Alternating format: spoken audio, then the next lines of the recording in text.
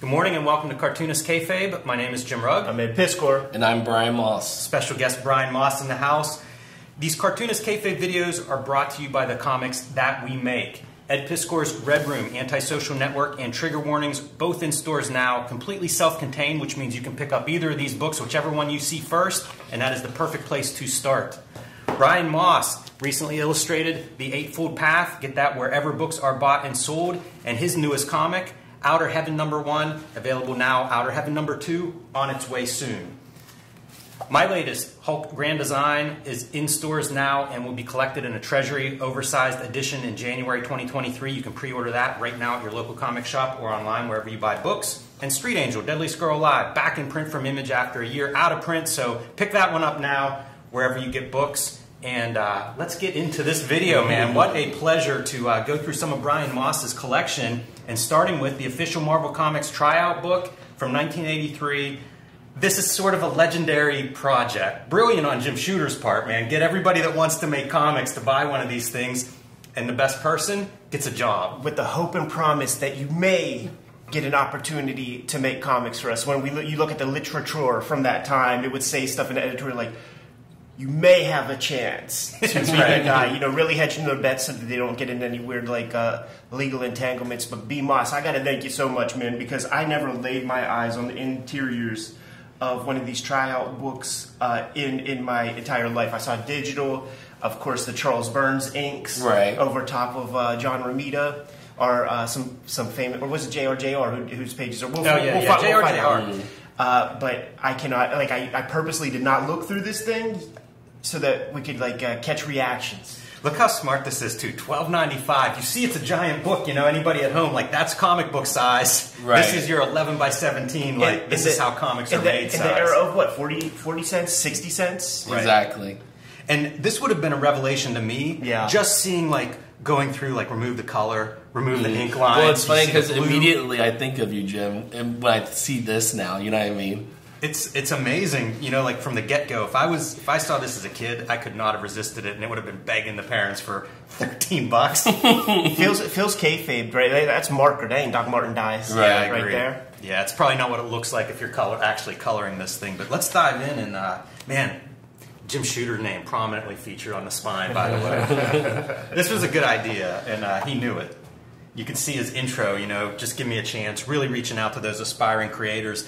And you wonder, is this something that he gets at comic shows, having people just constantly coming up with submissions and stuff, and a light bulb goes off of, you know what, there's an audience for this. Just even as a teacher and doing workshops and stuff, you see so many common mistakes. So this could be an opportunity to address those common mistakes, get those out of your practice ASAP, and fucking become a pro if you're trying to become a pro. Yeah, that's what I was going to say, because the beauty about this book, because there's How to Draw the Marvel Way, but this just strips away everything. So I actually find this to be more utilizing and more effective than the How to Draw the Marvel Way. Yeah, because it's about practice and application rather than just hearing what John Buscema wants you to do. Check out that name. That's before. It's funny because on the cover it's JR, but then he uses this middle initial in there. I love too that they make it like a comic. Yeah, you could easily have your just dry how many heads tall characters, but no, we're gonna get a giant splash page. Yeah, it's motherfucker, if you're going to do this, you're going to do this right. Absolutely. Keep going, man. Chrissy Shield on the colors on this. So it's giving you the bare bones. This is what a Marvel comic looks like, ladies and gents. And as you know, the Doc Martin. Yes, sir. And the cool thing, the thing about Doc Martin dyes as opposed to any other medium for their color guides is that you apply the dye to this, and it's not gonna, the color's not gonna appear over top of the black. Those dyes get absorbed into the fiber of the paper, so the black is still black. And the whole point of it is really just to send it off to that Connecticut house, so those matronly old ladies are cutting Band-Aid dots to approximate the colors that you have available. This is the stuff that me and Jimmy are talking about, where you have maybe 64 colors to use in your palette, but look at all the diarrhea in here. There's no reason. Bottom two rows are all just brown greens. Get rid of it. Using one of those, maybe. This is great stuff, though, just getting the outline of what you're trying to do here, because I've seen Shooter talk about coloring, and it's real sound advice, like basic color theory stuff. But this is your goal: clarity, depth, convincingness. That's the kind of stuff that it seems like obvious, but it's perfect, especially for if you're making your own comics and trying to figure this stuff out. You need to come across this somewhere. They got good pages for it too. Like, you could imagine, you know, a little kid is coloring in between, like, all that stuff and just using all the colors in the crayon box. And it's like, this is a perfect opportunity to create a separation, a foreground, middle ground, background. What is the focal point? And these are, like, if you're submitting these pages, these are the ones that shooter's really looking at, or whoever, the submissions editor, to see if you got what it takes to be the colorist. Yeah, and heavy, you know, like this is Bristol paper, you know, it's like... Which is not what the traditional guides would be on. They were just literally Xeroxes.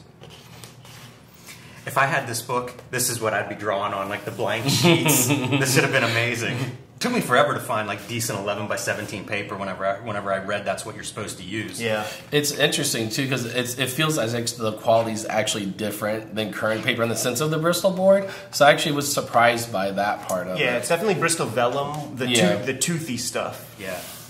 But just like even how substantial this book is, you know what I mean? Like the integrity of it's kind of wild, and it still holds up at this point. Yeah, you know? I had the second tryout kit, the one that was like Andy Kubert in the late '90s, the Boo Boo one, and it would have like perforation, so you just like rip it out, pull your pages out.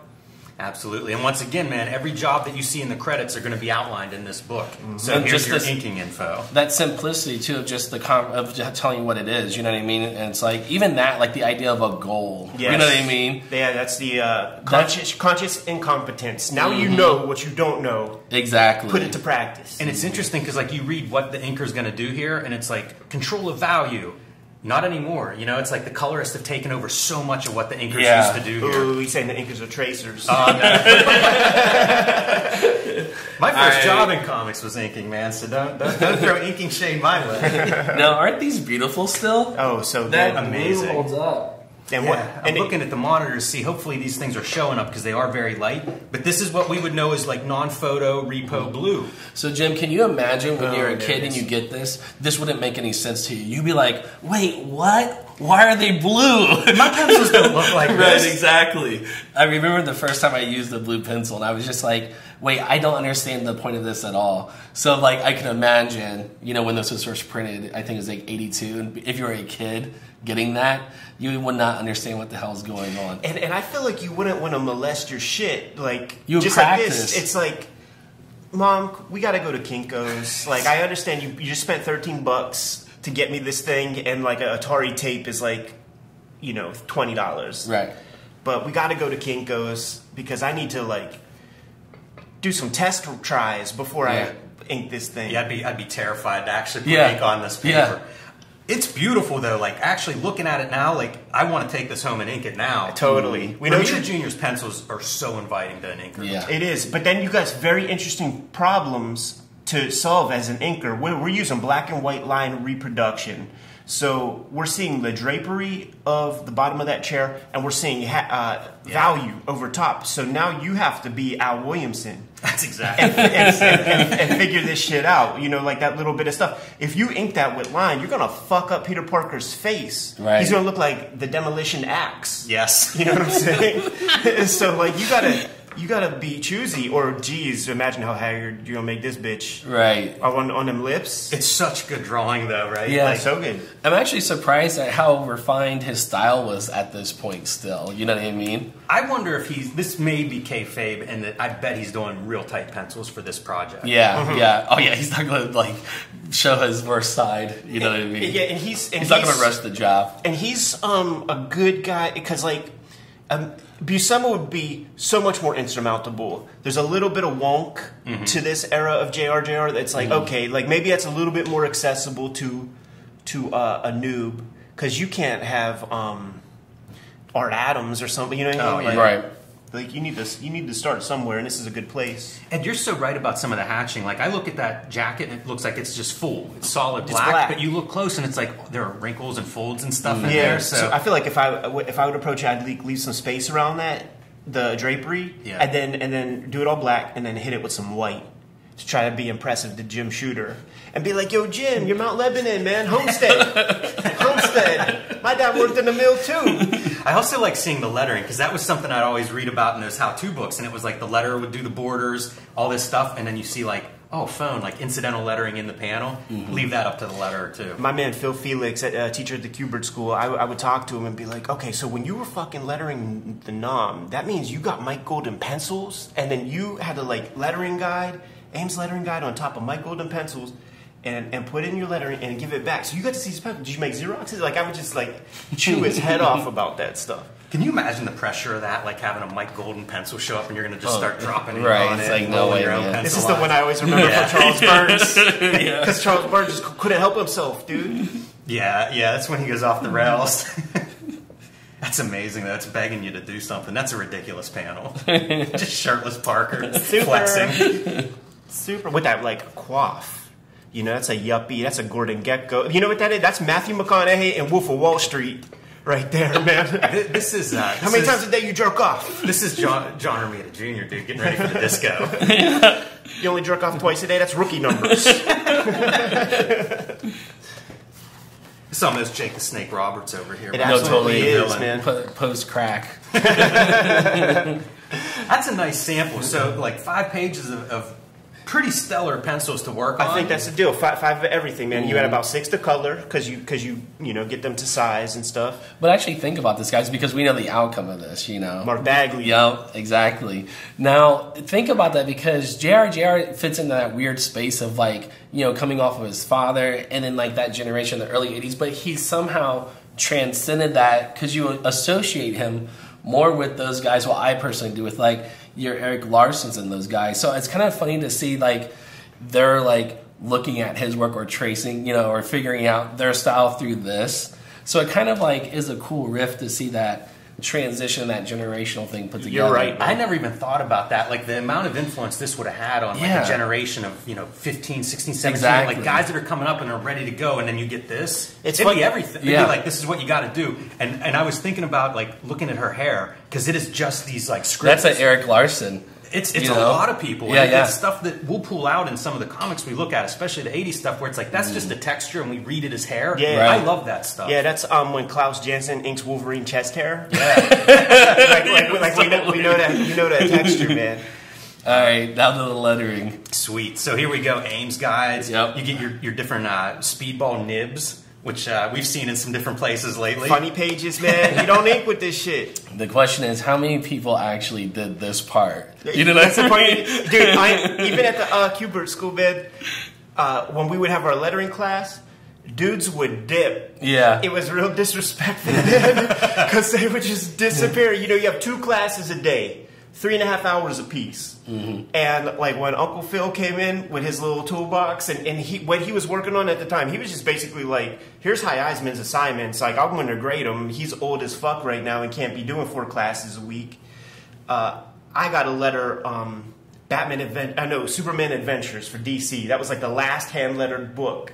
And he was doing that shit. And he's like, do what the fuck you guys do. I'm going to be lettering. And people would just get up and bounce, who do whatever the hell they did.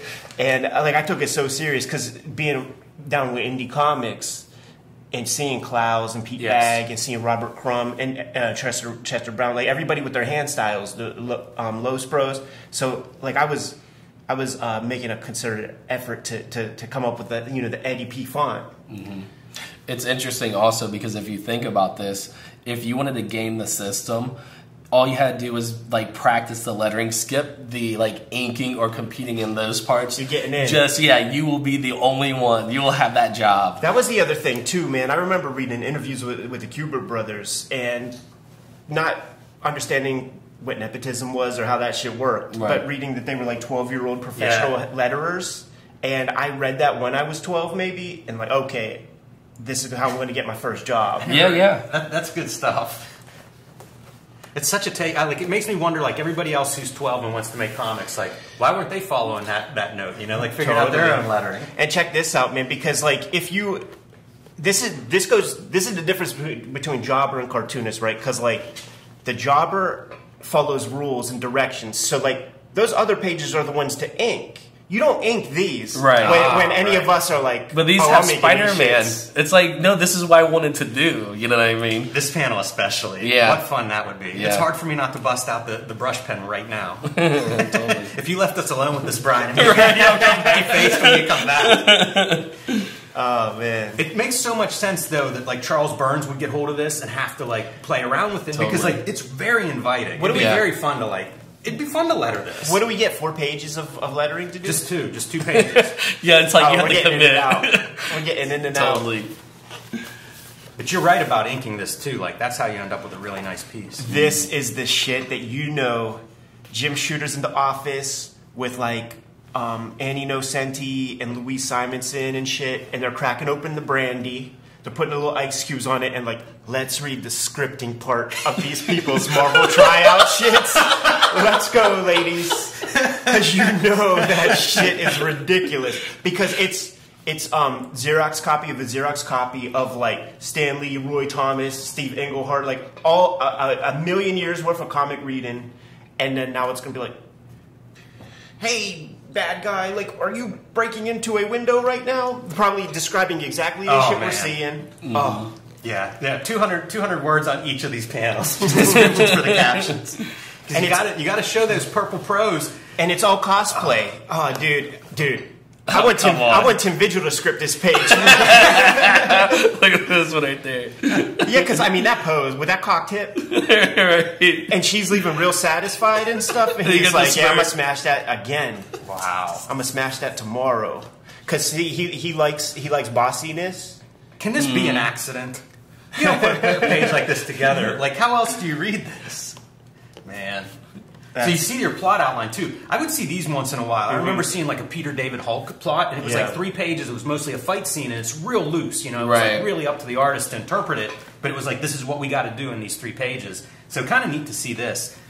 I don't think anybody works this way anymore. Maybe Frank Miller, but this is a rare thing to give plots out. It's Greg Capullo was on Fat Man on Batman, the Kevin Smith Batman podcasts, and when he was connecting with Scott Snyder is a full script dude, and Greg Capullo like tosses it back like, give me plots, man. Scott Snyder's like, I won like X amount of Eisner Awards, and I think he said something. Greg Capullo said something like his wife said, "Tell him to stick his Eisner Awards up his ass." It's pretty rare. I think John Romita Jr. was talking about Frank Miller working this way, and he liked it. I think it was him. Might have been Quitely, but one of those guys talking about liking this plot method because it is pretty rare. So whenever it pops up, they liked it. I think Kelly Sue DeConnick wrote plot method for one of those guys too. But that's about it. Like, it's rare that somebody works that way. What's a writer-driven medium now? Like, you're just drawing talking heads for these writers. All right. And now it's expectations. You probably have a generation of artists that are used to having like that kind of micro direction. Well, yeah, they're not cartoonists. They're not storytellers. Yeah, it's like, tell me what to draw, I'll draw it. This is amazing. I had no idea there were this many like pencil pages scattered throughout. Yeah, and it's cool because this might be considered breakdowns. It's a pleasure to look at. Like but I said, what every I'm one saying, of these pages I want to put ink on. I get it, but what I'm saying is this might be breakdowns, so it's like an opportunity to like add your finished pencil over top and have that collaboration. I mean, even look at this. Like, this is almost like a blank slate, you Exactly. know? So it just gives you a little bit of structure. It doesn't even like tell you where the blacks would drop if you were to have any. So it's kind of interesting to actually, you could do something. You could really go off on something like that. I want to see more Bagley shit. I want to see what impressed the Marvel cats. Man, penciling has like the most description of what you need to do. Because that's what everybody wants to do. Yep. I like the simple breakdowns too, like long shot, medium, close-ups. That's all you need. Truncated Marvel comics, how to draw comics the Marvel way type stuff. Yeah. Give you the basic stuff. Here's your plot. Get busy.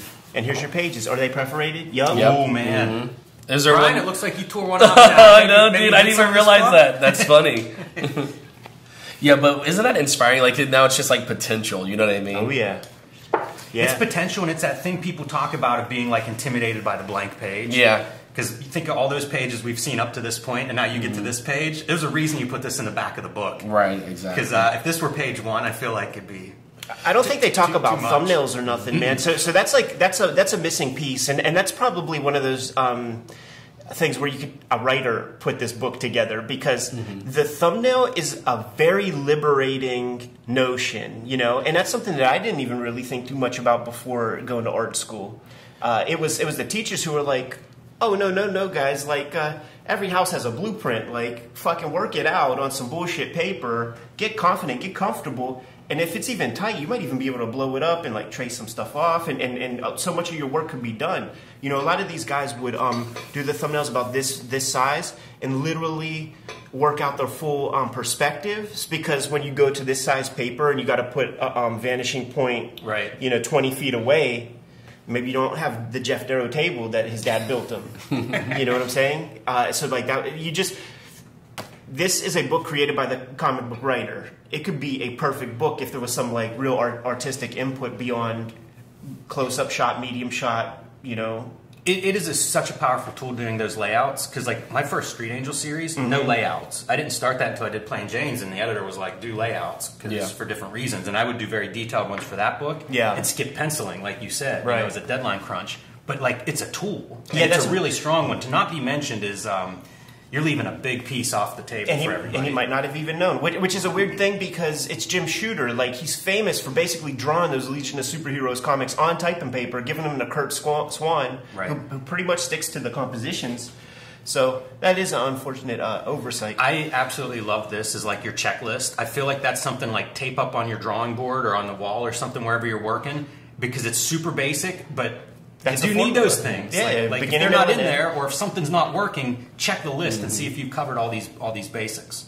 So it's kind of interesting too, because like, I don't know if you guys had this problem, but the idea of Bristol board, like I didn't know about it until I read about it. Yeah. And so it was like this abstract concept, you know what I mean? So the idea of that just being included and accessible is what would be like such a powerful idea. And then obviously it's blue lined, which like gives you that confidence, right? Yeah, it feels professional. Yeah, so it's like, I'm curious of like how this was distributed though. That's the one thing I couldn't find out, you know what I mean? Because it's like, if you had access to this, you would treat this as like an art supplies kind of thing, you know what I mean? Right, I see what you're saying, yeah.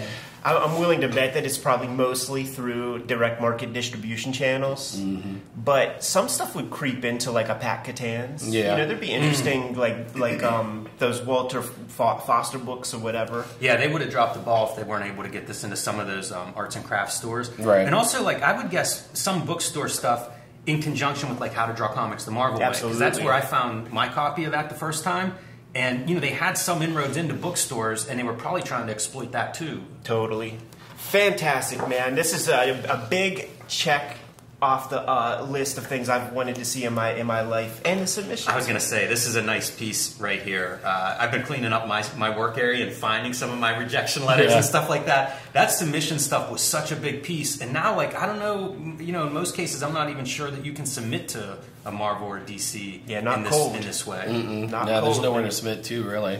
Just do it. You got to show up to Baltimore Comic Con, New York Comic Con, schedule a meeting. Like it's there's a barrier these days. Yeah, it was such a simple thing that you used to be able to just like I'd be 13 mailing off the worst pages in the world, but you know even then you'd get a form letter back or somebody at least saw them and was like, yeah, you're not. It was a big deal when you get your first personal rejection. Yes, like that's the thing that you're chasing first, because at a certain point reality kicks in and you're like, okay, I accept I'm not going to get the gig, but let me see if I get that personal rejection. And then it comes like maybe the phone call rejection where like, dude, you're not there. Thanks again for sending this. Keep it up. You're rocking the house. Maybe do this. And then it just takes one editor. That was the Todd McFarlane thing that I took away as a kid. It takes one guy to say yes. I got 700 rejections. Steve Englehart called my trailer home and gave me an opportunity. You just need one. Yeah. Talk about small victories. Just that little handwritten note at the bottom of that rejection letter is like a whole different kind of rejection. Like, it's a little juice. Yes. It's a little bit of, gas in the tank. Because they're paying attention at that point. Exactly. You know what I mean? And that's all you need is just one little thing to keep going. That's it, man. Shouts to Harvey Pecor who gave me that first gig, man. Brian Moss, thank you so much for sharing this with us, man. Totally. No problem. Recording on location, Columbus, Ohio. Let's get the hell out of here. Kayfabers, like, follow, subscribe to the YouTube channel. Hit the bell. We'll notify you when new vids are out there. Jimmy, what do you got, man? Hulk Grand Design is in stores now. 2 oversized issues telling the 60-year history of the Incredible Hulk. The Treasury Collection will be out in stores in early 2023. Pre-order that now wherever you get your books. Street Angel, Deadliest Girl Alive, back in print after almost a year from Image Comics. 8 complete full-color stories, so pick that one up in time for Christmas. Make the perfect gift for the ninja fan in your life. B. Moss, tell the people what's out there, dude. We got Eightfold Path through Abrams' Megascope line, so please check that out. I really appreciate that. And then we have Outer Heaven, which I also published. I'm working on issue 2 now, which will be available in a couple months. And you got that Patreon, right? Oh, yeah, we can't forget that. What's My it? Patreon is Strange Things Moss. And then you can also follow me on Instagram under the same name, Strange Things Moss. There it is. Red Room Trigger Warnings. Red Room, the antisocial network, in stores right now. Murder on the Dark Web for Fun and Profit is the name of the game. In Red Room, every issue self-contained, every book self-contained. So it doesn't matter which one of these you see on the racks for the first time. Scoop it up, give it a shot. You dig it, try the other one. All this material and more is at my Patreon. $3 for the archive there. More than 300 pages worth of comics, and I put new strips up every Tuesday. Jimmy, tell the people what else we have out in the wild, man. Subscribe to the Cartoonist Kayfabe newsletter at the links below this video. You can also find Cartoonist Kayfabe t-shirts, hats, merchandise, fanny packs, and more at our spread shop in the links below this video. Another great way to support the Cartoonist Kayfabe channel. Given those marching orders, will be on our way. Make more comics.